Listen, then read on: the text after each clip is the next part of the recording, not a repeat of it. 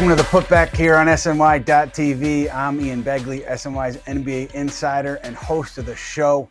We got a great Tyler Kolek interview for you guys coming later in the show. We spoke to him earlier this month from the NYC Basketball Kids Camp that he attended in Manhattan. And also, we've got a great talkback session here where we take your questions on the Knicks and the NBA. Our friend Matt Spenley is with us to run through some of those questions. And Matt, why don't we get right into it? Let's do it, Ian. How you doing? How's the summer been? So far, so good, my friend. How about you? It's going fantastic. Let's get right into it. We got plenty of questions from people, even though it is the middle of August. You know, the community never stops grinding. So let's get right into it. Let's Talk Knicks is first, at Let's Talk Knicks _. Hey, Ian, it's been reported that the Knicks are the favorites for Ben Simmons. Ian, I know you've done some reporting on Ben Simmons and the Knicks' interest there. So let's start here. His final question is, are you taking the Knicks or the field, Boston, Sacramento, etc., to sign Ben Simmons? Oh, yeah. So this is almost like a gambling question, but not gambling. I think I would say that logic tells me to take the field because there are so many different variables here for the Knicks. I think that they have interest, other teams have interest, and they've got one spot essentially, unless they make a trade to open up another roster spot. So it seems to me you're looking at Landry Shamet or a Ben Simmons type player. And so that's why I would probably take the field, but there's real interest on both ends. And so are the Knicks the favorite? I don't think so. I don't know how you would maybe calculate that. But I would probably take the field if I had to take a guess and if I had to commit to something, I'd go there, Matt. Fair enough, Ian. Next, Dylan Backer's asking about Shamet. So perfect. Go right into that question.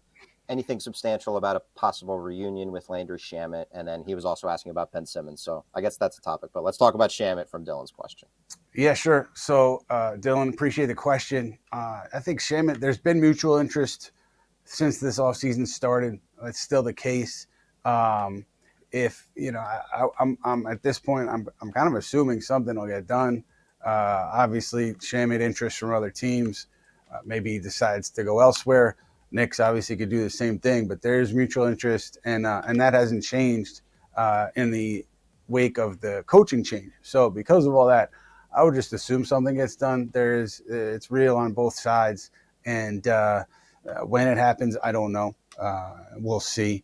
But certainly, I think the likelihood is for both sides is that something ends up working out here for Shamet and the Knicks. There's a lot of respect for Shamet in the organization because of how he handled things last year with that shoulder injury in the preseason, coming all the way back and then contributing in the postseason. And he's respected in the locker room as well. There's familiarity.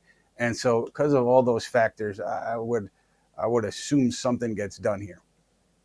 Ian, with the timeline too, just this is a me question. On the timeline with these guys, you think as training camp approaches, some of these veterans that kind of end up at the back end of free agency and are kind of sitting out there for anyone to potentially pick up. Do you think as NBA training camps approach, do you have any gauge on when some of these pieces will start to move a little bit? Yeah, I would think at this point, you're looking at September. You're probably looking at, after the holiday weekend is what I would assume, because what would change between now and then. So there's no like hard deadline, and there's no rush for teams or players to make decisions right now. So that's kind of what I would look at. But it's all kind of artificial, right? Ben Simmons or Landry Shamet or the Knicks or other teams could wake up tomorrow, say we want to get this done, and we'll get it done. But I do think because of where we are in the calendar, I think you're looking at September for some of this stuff to shake out. Guys are enjoying their summers too. I'm going to put a capper on this one, Ian, from Carl. Carl Sandude 32 is asking top 3 names for last vet minimum: Simmons, Shamet, Malcolm Brogdon. From what we've heard, are there any other free agents you think the Knicks have interest in? Keep up the good work, boss. Thank you, my friend. Appreciate it. Those are the 3 that I've heard, consistently. And on Brogdon, if you brought in a Shamet, I should say on Brogdon or Simmons, if you bring in a Shamet, and you want to add Simmons, Brogdon, somebody else, you have to create a roster spot, and you do that via trade. So That's the one thing that's kind of hanging out there is, do the Knicks feel the need to add two veterans? And if you do that, do you do it? Do you then have to make a trade? That's kind of the one thing that is for me. I'm kind of keeping an eye on. I'm not saying it's going to happen. I'm not saying it's likely to happen. I'm just saying that based on the interest in the three of those guys and the idea that you're going to want to compete for a championship, do you feel the need to get two veterans there as opposed to one? And then how do you make that happen with regards to a trade? But yeah, Brogdon, I do think in terms of backup ball handler, he's on the radar at the very least. And so we'll see how it shakes out here over the next few weeks as they finalize things going into training camp. Yep, get some more clarity as the season gets closer. Moving on to somebody we saw a little bit in Summer League, Knicks versus asking, hi Ian, Mohamed Diawara has not yet signed a contract with the Knicks. Does the franchise consider a long-term role for him with a development plan in the G League? Yeah, I mean, long-term, I think it depends how you define that, but they drafted him with the idea of having him within the organization, whether that's G League or the NBA level. And the interesting thing here is, as our buddy Keith Smith from Sport Track pointed out and explained on the last Putback, James Nagy or Mohamed Diawara would be the two players who could fit into that rookie free agent slot, which is where the Knicks kind of would need to be if they wanted to then add another veteran free agent. You got to stay under that second apron with the Knicks here in the team building process. And so Diawara, maybe he's the guy who gets that the rookie free agent contract. Maybe it's Najee. One way or another, though, he's going to have a deal with the Knicks, whether it's a two-way deal or it's that rookie free agency exception, because they drafted him for a reason. I think he played well in Summer League. They're not at a point now where you're going to, I think, have young guys creeping into your rotation, so you take that into account. But one of those guys is going to get a standard NBA deal, whether it's Najee or Diawara. Another thing to keep an eye on, internal candidates for the roster spots. Ian, our guy State from Harlem, we're all very familiar with. Anyway, the Knicks start Pacom Dadier or Mohamed Diawara day one if they show promise in practice. And he's talking about Josh Hart not being, a positive on the starting lineup. The Knicks, obviously, we spent a lot of time during the seasons talking about how their lineup construction would work. We'll have a new coach with Mike Brown. So from State's question, I think it's more kind of about the lineup construction in general and what we might see, knowing that there's a lot of factors still to come, given, they haven't even started training camp yet. Yeah, man, State, I love you, man. But the two names you threw out, no. I don't think there's any chance at all that happens. But to your larger point, look, Mike Brown has a decision to make with the starting lineup, right? There was enough evidence last year that the starting lineup was not good enough. And so does Mike Brown say, hey, we need to shake things up? I want to go double bigs, Mitchell Robinson, Karl Towns, or I want to go Deuce McBride in my starting lineup and then Josh Hart off the bench. Either of those scenarios, I think Hart would be the one off the bench, but that's a decision that Mike Brown has to make. We saw it in the playoffs a little bit, that double big lineup, Tom Thibodeau switching things up midway through the Indiana series. And so I can't answer whether Brown will go one way or the other. I'm not sure. Obviously, that's going to depend on, I think, how things to a degree shake out in training camp in the preseason. But his history suggests that he's not going to go double big off the bat. His history suggests that it's more likely, if he does make a change, that it's a McBride and then a Hart off the bench. But he said that he's open. He has styles that fit teams. He doesn't make teams fit his style. So open-ended question there. Certainly a great topic for Knicks, for the fans, and for the organization to figure out ahead of this important season. You think State's just a big fan of the French players on the team? That's why he's brought up these two guys. It has to be it, right? I know he's not a fan of Josh Hart. At least I think he's not a fan of Josh Hart, is what I've gleaned over the last couple seasons. So I think that's where his angle is. His angle is anti-Hart. But State, I love you, man. I appreciate the question, and I look forward to consuming your content another season here as we get going. Shout out State. All right, we mentioned Mike Brown, and I want to move into something. Karl-Anthony Towns was on 7 p.m. in Brooklyn with Carmelo Anthony, the Kid Mero, all those guys. And he was talking about the dinner he had with Mike Brown, a 2-hour dinner where he got to know him. They sat down. And one of the big things that Kat talked about was how the Knicks were very connected as a team last year. He talked about the locker room being great. His quote was, "We have a chance to win a championship, and that's only going to happen if everyone's connected. We love our team. Our locker room is really good." So what did you think about those comments from Kat? And what do you think about Mike Brown kind of taking over and, instilling something a little bit new? I thought that different points in the regular season, the connection generally was not as strong as it was with the previous year's group. But during the playoffs, it was just a different, not a different team because it was the same team. But I think a couple guys maybe just said, "I'm going to do whatever it takes to win. And I don't care about shots or stats or anything like that." So that if that can translate to this regular season, it was a very strong locker room at the end, and even a strong, good locker room, even with those hiccups over the course of the regular season. So if that connection from last spring can remain, I think it's going to be a very good locker room for Mike Brown. And, just in terms of Brown's impact on the locker room, we'll see. I do think that, he's been around the league long enough to know that, you lean on your top players and you lean on Jalen Brunson, number one. You lean on Towns, you lean on Anunoby, and you lean on Hart, lean on Bridges in terms of instilling what you want to instill in that locker room. But that's stuff that's all needs to get sorted out and will get sorted out over time. It's impossible to predict how these things happen. You're dealing with a lot of human beings who have different decisions to make every day, and it's a high stress situation. But I would assume, generally, this is an easy locker room from a coaching perspective. No one's gonna rabble rouse or try to create a coup against the head coach. So I think it's a pretty good locker room from a coaching perspective. A lot of veterans too, obviously, and follow Jalen Brunson's lead. Ian, I'm curious, based on what you said too, did you think that the playoff run was somewhat essential to continuing that cohesion with a new team? Because obviously going through any sort of adversity, both positive, negative, as you're going through a playoff run, is going to only coalesce and help a team's chemistry. But based on what you described, do you think that was somewhat essential towards them going into year two?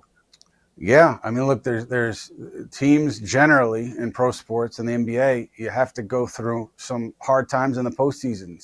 When you're coming up short, you're not reaching the end goal right away, and that kind of, I think that helps push you further up the mountain. And if anything, with the Knicks, they took that step last season where they made it to the conference finals under circumstances where nobody really gave them a chance against Boston, and so yeah, I think that can only help. It can only increase that connection and give you that muscle memory in the postseason that, hey, we've been here before, we've done it together. Give you that confidence that maybe a group that was thrown together and is playing in the playoffs for the first time together does not have. And we'll see how they look with Brown once they get going. I want to come back around to the questions. Our guy, Northside Nabil, is asking if the Knicks will start the season with the double big lineup of Cat and Mitch. I know you just talked about it a few minutes ago that you think, it wouldn't necessarily be Brown's first choice given his background, but he's going to adjust to his personnel. So I know this is a topic that you've reported on and that we talked a lot about, but what do you think about the double big lineup? The one thing that I could mention that was interesting to me was that in some of the free agency conversations before the Knicks had hired Mike Brown, some of the fits, particularly with Gerson Yabusele, it was about being a backup big off the bench for Towns and Robinson. And so the idea, at least what I gleaned, was there was at least some support for that double big lineup in the offseason coming off that playoff series. This was before Mike Brown was hired. So it's Mike Brown's call. I don't know how much input he takes from people around him, from the front office. I'm sure there'll be some collaboration, but ultimately it's Mike Brown's call. So that's really all I have on that, on the potential, the possibility of that double big lineup. And we'll see how much they utilize it, even if it's not a starting lineup. Of course, it's something that, we could see anyways. So sometimes that starting lineup has an outsized impact because it's who starts the game. But a lot of times, once we have enough lineup data, we'll be able to glean something from that. Want to circle back around to some of the roster stuff. I'll combine a couple here from the Knicks recap and F. Reed at Tulotech. Hey, Ian, what players are in consideration for the two-way contracts? Is there some strategic reason why the Knicks are delaying signing their two-way players? Seems most other teams have already signed their two-way guys. So I know we mentioned Diawara and his impact on the team, the type of roster spot he'll take up, but any other two-way nuggets that you have for us? I mean, McCullough, based on where the Knicks are money-wise, and I made a mistake on this in a previous mailbag, I think he'd be another two-way guy, because if you sign him to a free agent deal, it puts you too close to that second apron. So I would assume McCullough gets one of those spots. And then, depending on Najee or Diawara, maybe the other one gets the other two-way spot. Why they left them open, I'm not sure. I can only assume that maybe they're waiting to see who shakes loose, how things shake out. There's still some veteran free agents that have been unsigned here. We've talked about a couple of them. So maybe they want to see if there's something available, in 2 weeks that wasn't available today. And maybe that's part of it. But I would assume McCullough for sure is one of those two ways. And then, if Najee gets the free agent deal, then Diawara be the other two way. And then you have that third one that's still open. So we'll keep an eye on those guys. One more about the actual roster. DP Captain Pearl NYK. What's up, Ian? Hope you're having a great summer. I'm curious your thoughts around Deuce's role with the signing of Jordan Clarkson. Myself and many want Deuce to play more minutes than last year, but injuries aside, I assume Clarkson will play as much or more than Payne and Shamet combined. So I think the introduction of Clarkson into the roster, the minutes and touches that he'll demand, Deuce McBride's role with the team, what do you think about those two guards and how they'll be deployed? Yeah, it's a great question, Cap. Thank you for the question. Hope your summer's going well too. And with McBride and Clarkson, like you look at those two, and they're not similar in stature, but there are some ways they overlap, because Miles McBride, not a traditional guard with the ball in his hands, not a traditional lead guard, probably best off the ball, coming off screens, knocking shots down, creating shots. But as far as a traditional ball handler, I don't think he fits that bill. And Clarkson is similarly not a traditional ball handler. So, both of those guys off the ball, there's some overlap there. And so, it'll be interesting to see what the lineups look like, how Mike Brown kind of mixes and matches, if he has to mix and match with McBride and with Clarkson. And you're talking about a player in Clarkson who's going to get significant minutes, as you noted in that question. So it's going to be, I would say you're right in terms of the combination of the players you mentioned minutes. When you're looking ahead and putting a potential number on Clarkson's minutes, he's going to get minutes. And so do you have to mix and match? Do you have to maybe put Deuce more with that starting five to get him more minutes? Or does he see a decrease in minutes because of Clarkson? It's going to be an interesting calculation there from Mike Brown. And then, we're talking about Landry Shamet, Ben Simmons, and maybe a backup ball handler. If you bring that player in, do you feel the need to play that backup ball handler in that second unit? And then what does that mean? So a lot of permutations there, but I do think you're spot on with the question there in terms of Clarkson, McBride, and ripple effects. And to me, Ian, I'm curious how you feel on this too. So much of what the Knicks are going to do to end games, especially this year, is going to be based on the matchups and based on how guys are going. I think Clarkson's the kind of guy that if he's hot and he's shooting well, we might see him close a game. If he's off, we are going to see him a little more limited. Deuce and his defensive ability, there might be times where Brown wants to deploy him a little bit more. So I think so much of this is going to be dependent on who they're playing, who's hot that game, because they have 8 to 9 guys that could end up being in potential closing lineups, right? There are going to be options, and there are going to be decisions to make. And I don't know if Mike Brown's the kind of coach where he wants a set closing lineup, or as you're saying, Matt, does he go by feel? Does he go by what's happening in the game? We'll learn about that. And then every loss, if it's a close loss, there's going to be you're going to have the ability to second guess Mike Brown's decisions. I mean, he should have gone with player X. He shouldn't have stuck with player Y. And so that's the tricky part of having depth. You want depth, but it does give the coach a lot of decisions to make. And if those decisions are panning out, that's fantastic. If things go sideways, though, that's kind of the low-hanging fruit, the coach's decision down the stretch when things don't work out after a loss. And you kind of think, maybe he could have gone this way, maybe he could have gone that way. But either way, certainly different permutations, different ways to go in that final 5 minutes of tight games. and time will tell because we obviously haven't been familiar with Brown and those decisions yet with this roster. So we'll have to see how it goes. All right, last one, Ian, is from His Name is King. Should Mike Brown's system fit with this new team and they exceed regular season expectations, would you consider Jalen Brunson a possible MVP candidate? So I think, imagine the season goes as well as possible for the Knicks. Of a 0 to 100 level outcome, let's say it's above a 95th percentile outcome, Brunson is healthy, plays at a high level. Do you think he could be a serious MVP candidate? I mean, look, the answer is yes. I mean, because part of it is narrative driven. And if you're Jalen Brunson and you've taken the Knicks to this next step, this elite level in the regular season, and you look like a juggernaut and you're the driving force behind it, yeah, certainly you will get MVP consideration. Looking at the West, you know, it's such a tough conference. I wonder if the quote unquote MVP of that conference ends up winning the award based on just how things unfold in a season. Does the Eastern Conference candidate, so to speak, have a weaker case because of that West and the gauntlet over there? We'll see. It's a long season. But in that hypothetical, yeah, certainly Brunson would be getting MVP consideration, would be getting MVP votes if indeed the Knicks just kind of have a fantastic run in the regular season. And he, as he would be, is the driving force. Certainly he'll get attention there. So much more to come. Obviously, roster moves still to be made. And, you know, it's going to be training camp before we know it. That's always how it goes, right? So that's what we got. Ian, those are our questions from our lovely fans. Well, I appreciate the questions. Appreciate you, Matt, for joining us. I had a chance to chat with Knicks guard Tyler Kolek earlier this month. It was at the NYC Basketball Kids Camp that he appeared at. That camp sponsored by Playbook Basketball Management Software. Kolek and I hit on a number of different topics. I thought it was great to hear his insight on a few things, and let's get right into it. Here with New York Knicks guard Tyler Kolek at the NYC Basketball Kids Camp here in Manhattan. Tyler, this is your second year here. What brings you back to this camp? Yeah, it's just special being able to connect with the kids, kind of give back to the city. I do a couple camps throughout the summer, but you know, last year this was, I think, my first and only one that I did. So definitely wanted to make an appearance again. And then just being in the city, connecting with city kids as a Knick, does that mean something to you?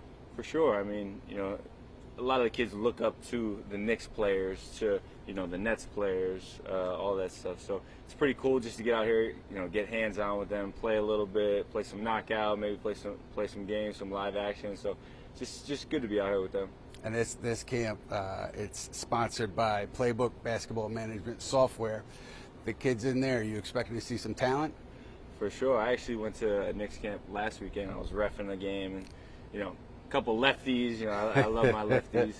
But no, I mean, it's good seeing these kids go from, you know, whatever they are, elementary school, middle school, and developing through high school. It's definitely cool. Now, for you, first NBA offseason, how's it been? It's been good. You know, last year coming into summer league, and then after summer league, kind of figuring out, you know, your life in New York, trying to get your schedule down, just trying to figure things out. And coming into the second year, you know, kind of having that schedule down pat, knowing what to expect. You know, obviously new coach, some things will change, but a lot of the stuff stays the same. Just figuring out your daily routine and stuff like that. So it's been good. Has there been a focus for you in workouts, like a specific skill? Like, how do you approach that with the workouts? Yeah, you know, you kind of take the year in review and take a little bit of time away from the game and really think about what you want to work on and how you want to attack the off season. For me, I feel like just finishing in the paint is definitely something that I've really tried to work on, and being able to, you know, shoot the three if the guy goes under, or even if the guy goes over, being able to shoot the three off the dribble. Obviously, shoot the three off the catch, being able to space the floor for our guys. So. Now, I mean, for you, do you have goals coming into year two? Does that change year one to year two?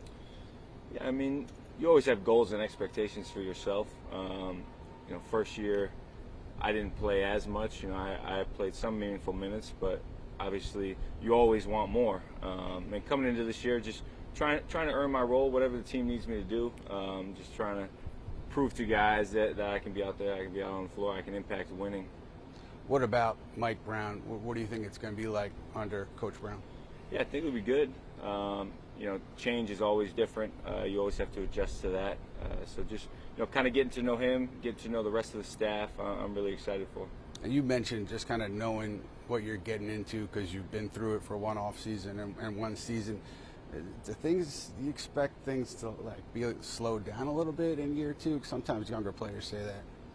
Yeah, I think, kind of like I was saying, the day-to-day stuff, your head kind of spinning, figuring out what you want to do, figuring out your routines. That's the stuff that's challenging in the first year, and I feel like second year you've been through the fire, you've been through a full season of it already, you've been through training camp, preseason, all that stuff. So just knowing what to expect, being prepared for what's to come, that's the biggest thing. They always say preparation, for me, I feel like is the most important thing. The vets that you had year one, obviously most of the guys back year two, who's been helpful to you in terms of showing you the way, things like that? Yeah, obviously Jalen, he's one of the best players in the NBA, so being able to watch him every day work and strive for greatness has really been special.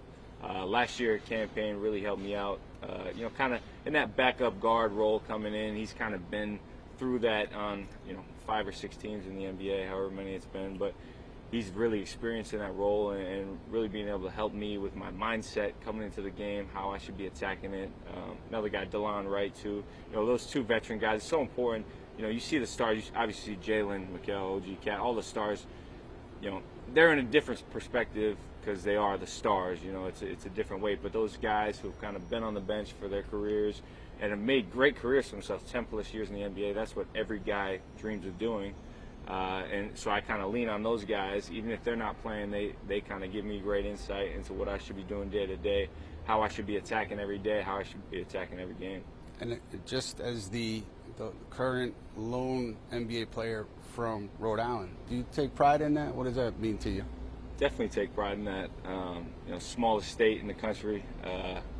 I was actually in the gym yesterday with a bunch of guys from that area, just like, man, I don't know how I got here, but I did.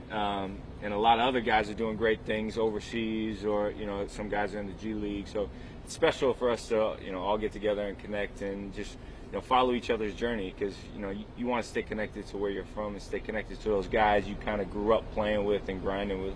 Now you and Ariel Haporti and Kevin McCullough, rookies with the Knicks.